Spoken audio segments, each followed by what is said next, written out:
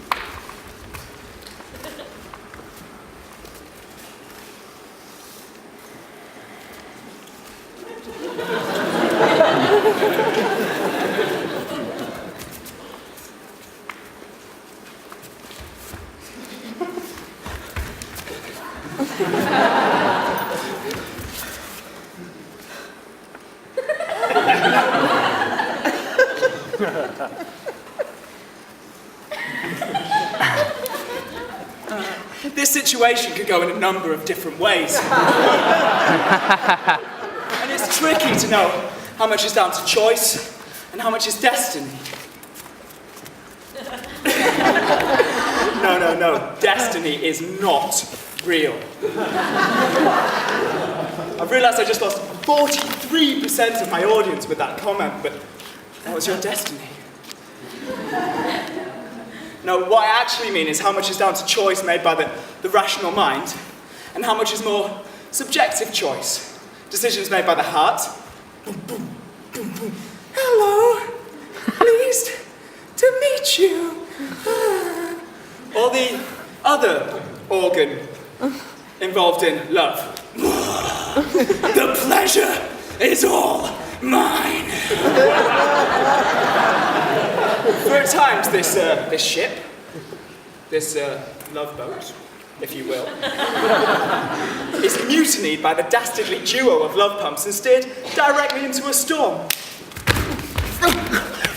What are you doing? What are you thinking? What? Oh, look. It's beautiful. You'll get us killed. You'll get us killed. Fuck it! Fuck it! Fuck it! Turn back. Turn back. No, we'll be in Atlantis forever and ever and ever and... I really don't think you've thought about this. Fuck it! Fuck it! Oh no, here comes another wave. Here comes a wave. Oh, look. It's beautiful. There she blows. Oh, she blows. Fuck it, fuck it, fuck it, fuck it, fuck it, fuck it.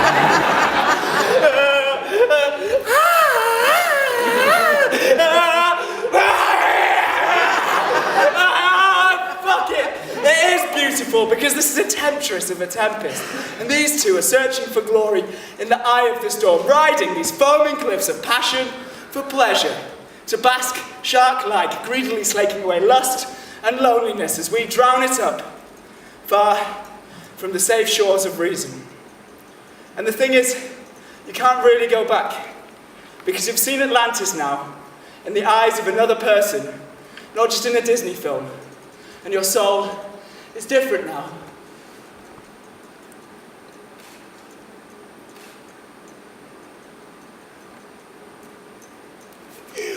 Who's at the rudder? To whom do we give the power? The thinker, the feeler, or oh, Captain Cock? Head in your heart in your head, or bloody dickhead? Do we have a choice for a better future, a better story, or a better now? Is there room for all three? And it's tricky. It is tricky to rock around. That's right on time. It's tricky.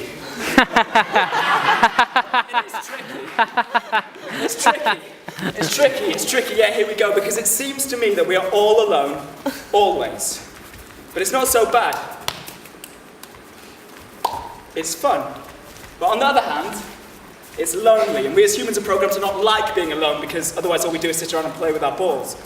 Crafty old nature, eh? But then, just as all drains lead to the ocean, and we're still alone, because we're all always alone, but as we're all always alone, we might as well all be alone together. Common ground is the basis for any interaction, and hopefully you both like circus or Disney. But to be honest, sharing loneliness is usually a good enough start. I'm making this sound really bad, aren't I? No, I mean, it's all right if you are together for the sake of it. You won't always be together for the sake of it, because the longer you spend together for the sake of it, the more common ground you have in the moments you share. So the more you invest, the more it's worth to you, and you're actually building something or nothing. And that fills up your hearts until you've got two hearts just overflowing with blood and salt water until it's just dribbling all over you, and it's wet.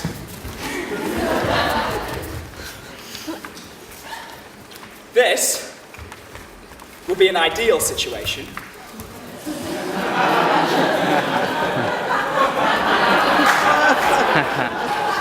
But it usually ends up like this. Sorry, people get hurt.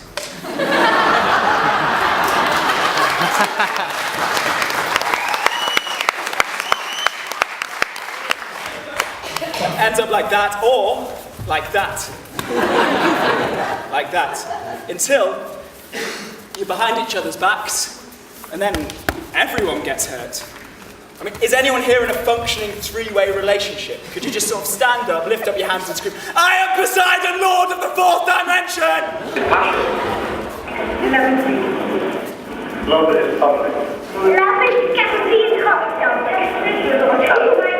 Love is moving from Canada to England to be with Gary. Love is fun. Love is tricky. Love is everything. Is anyone here in a relationship? Put up your hands. Okay, so there's hope. But I think it's a bit more complicated than juggling. Because when we first fall, when we first fall, it's usually for shallow, selfish, or superficial reasons. You make me look good. You make me feel good. You look like a mermaid.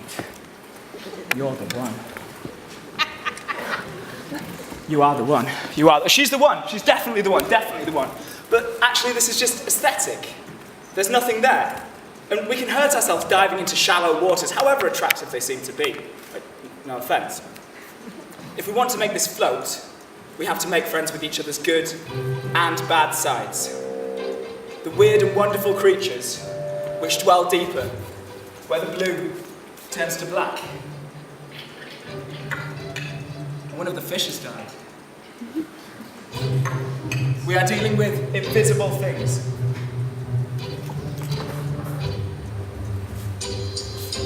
We are sharing our buoyancy to sink or to swim.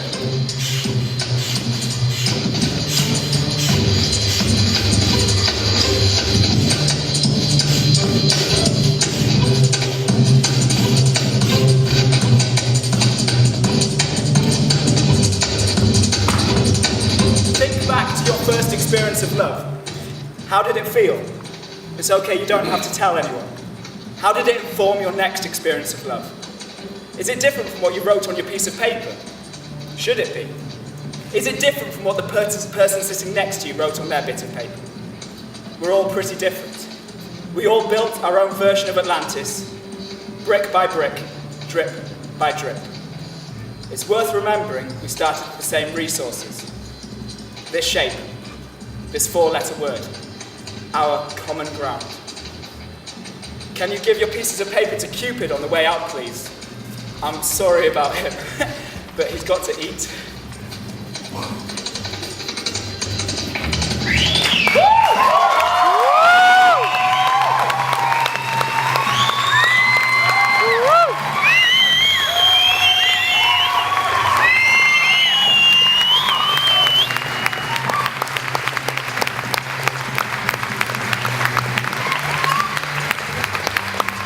Woo!